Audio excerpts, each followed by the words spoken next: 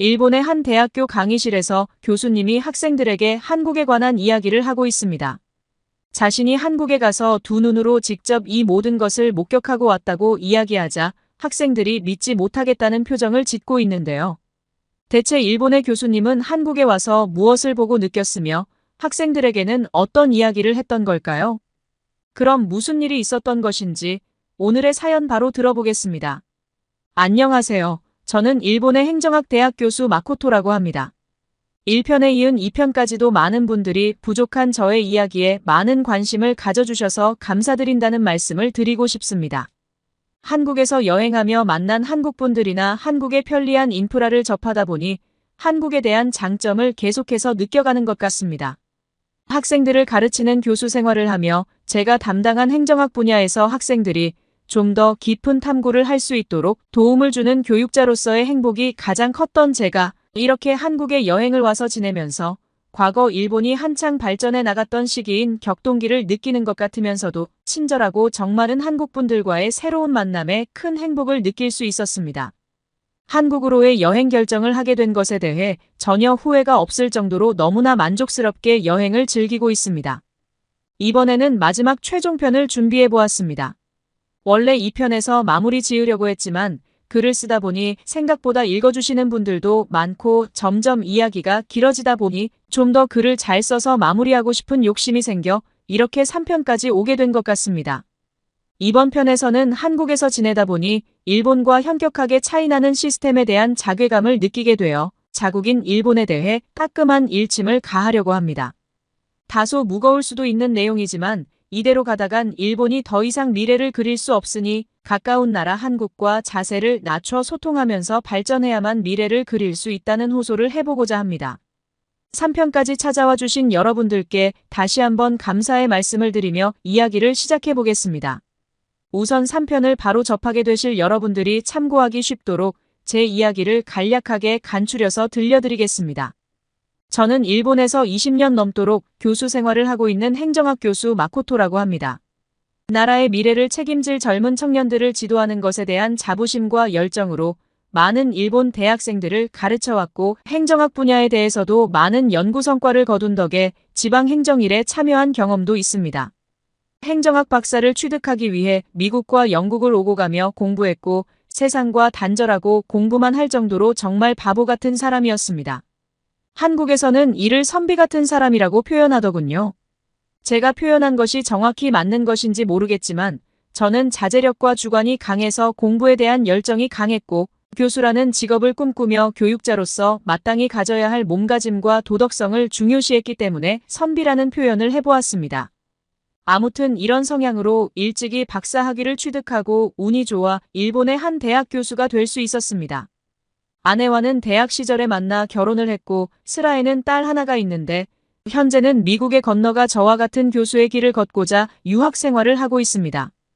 아내는 평생 저와 하나뿐인 딸을 위해 내조와 육아에 전념을 다해 주었습니다. 일생을 저와 딸을 위해 희생해준 아내를 위해 대학교 방학 시즌을 맞아 해외여행을 가기로 하였고 평소에 저도 관심이 있었고 아내도 좋아했던 한국으로의 여행을 결정했던 것입니다.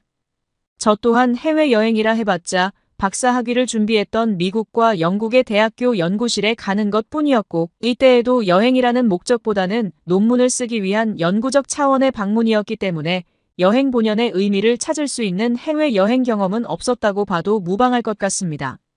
하지만 평소 지도하던 학생들이나 미디어를 통해 한국에 대한 정보들을 많이 들을 수 있었고 사랑하는 아내도 한국의 팝이나 드라마를 정말 좋아했기 때문에 여행지로 한국을 선택하게 되었고 결과적으로 한국은 너무나도 매력적인 나라였습니다.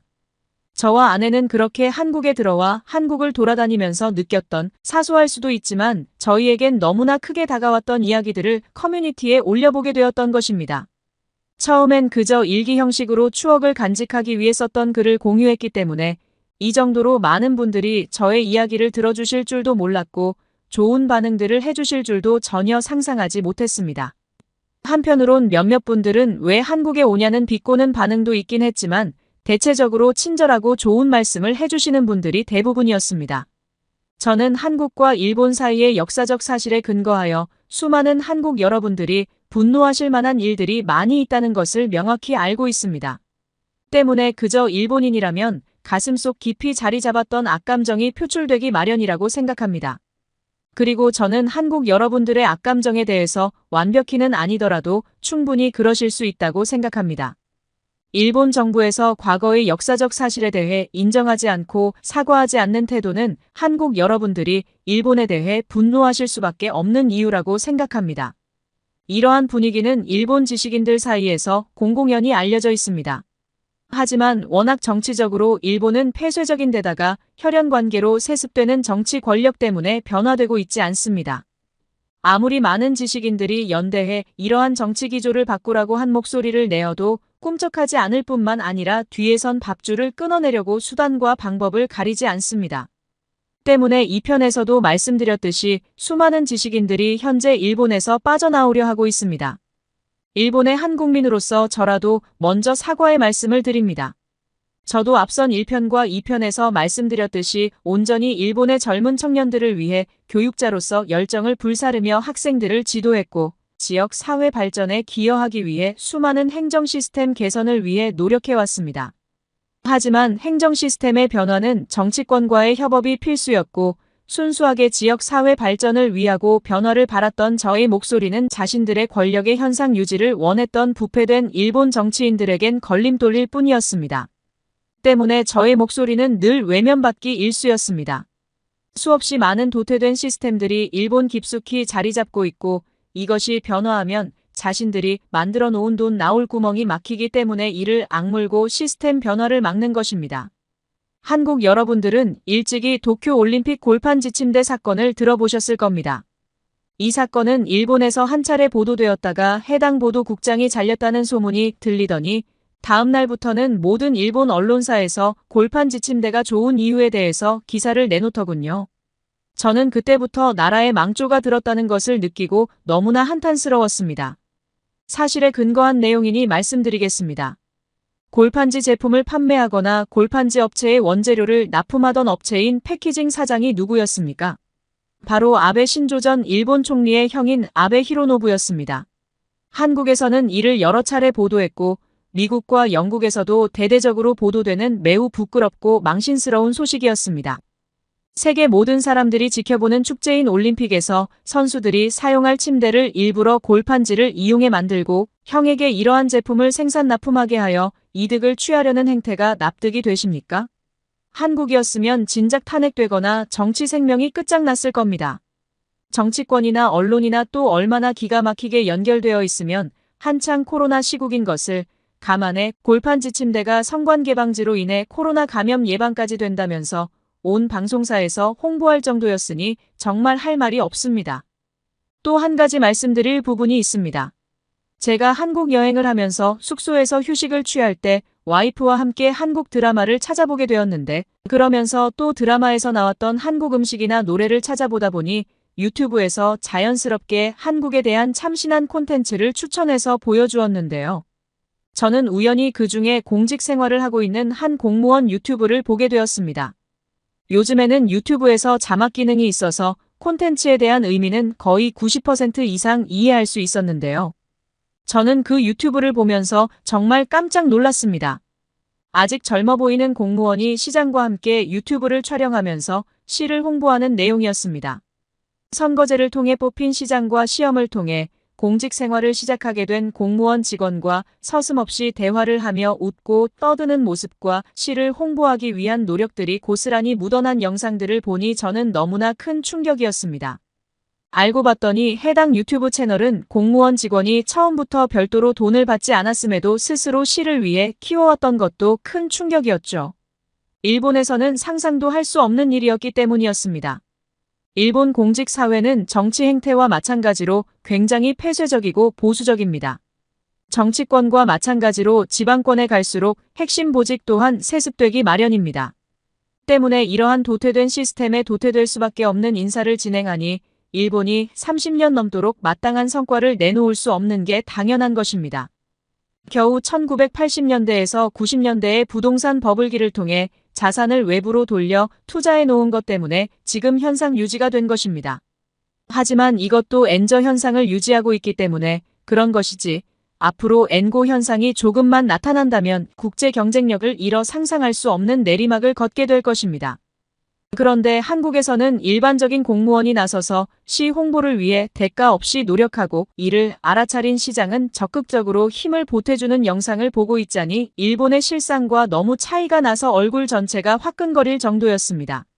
한국의 팝이나 한식과 같은 이런 문화 자체가 전 세계적으로 유행인 것과는 별개로 나라 분위기 자체의 수준이 너무 다르다는 것에서 저는 큰 벽을 느끼고 말았습니다. 일본에서는 서면 업무로 모든 행정 처리가 이루어지고 있다는 것을 한국 여러분들은 많이 알고 계실 겁니다.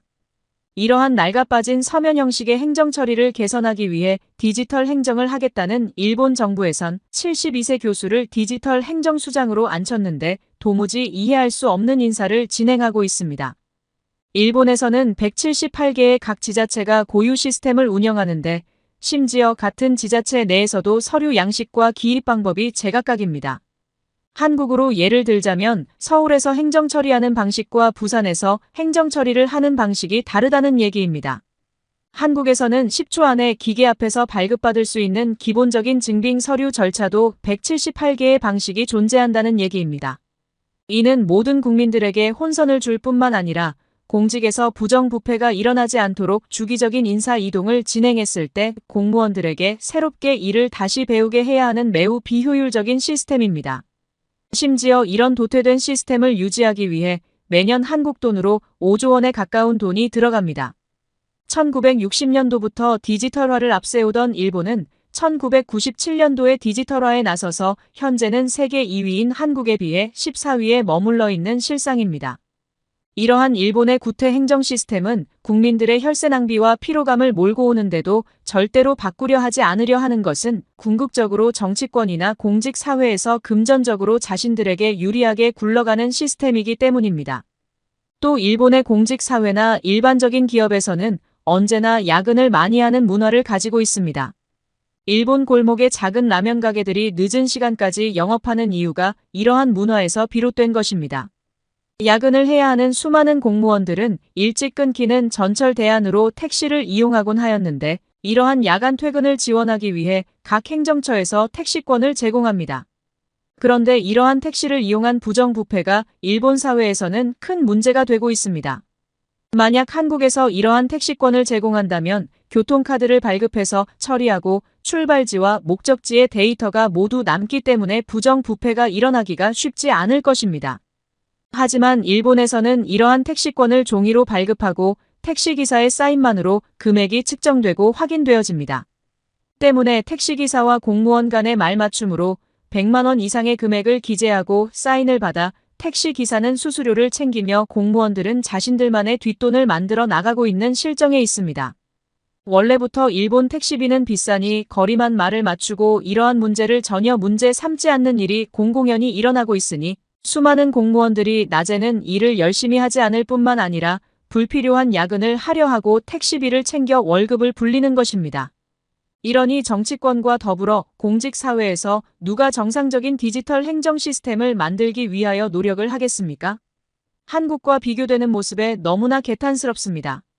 저는 일본 정치권에서 받은 수모가 지긋지긋해서 그냥 제 할 일만 하면서 모든 신경을 끈 채 살려고도 해봤지만 생각처럼 쉽지는 않더군요. 그동안 지도했던 수많은 제자들이 일본의 도태된 시스템 안에서 미래를 짊어져야 한다는 것에 한편으로 걱정이 크기 때문에 이러한 이야기를 여러분들께 간접적으로 드러내는 것이기도 합니다. 3편에선 여행과 관련된 이야기보다는 여러분들께 너무 감정적으로 어리광을 부린 듯한 글을 쓰게 된 것 같아 한편으론 부끄럽고 죄송스럽습니다. 하지만 이러한 내용이 외부에도 알려지면서 일본 내부에서도 경각심을 가졌으면 하는 바람 때문에 글을 써보았습니다.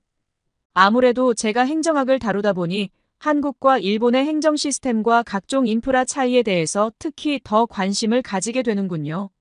하루가 다르게 변화하는 한국의 모습에 대한 부러움 때문에 쓴 글이기도 합니다.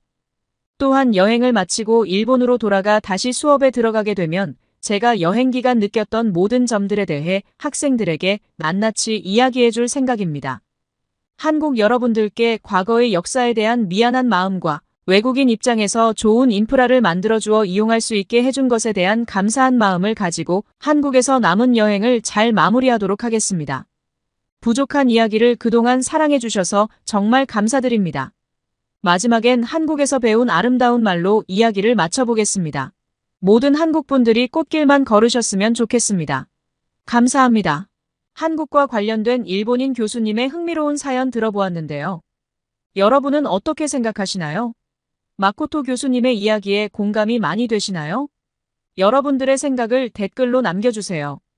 구독과 좋아요는 영상 제작에 많은 도움이 됩니다. 끝까지 시청해주셔서 감사합니다.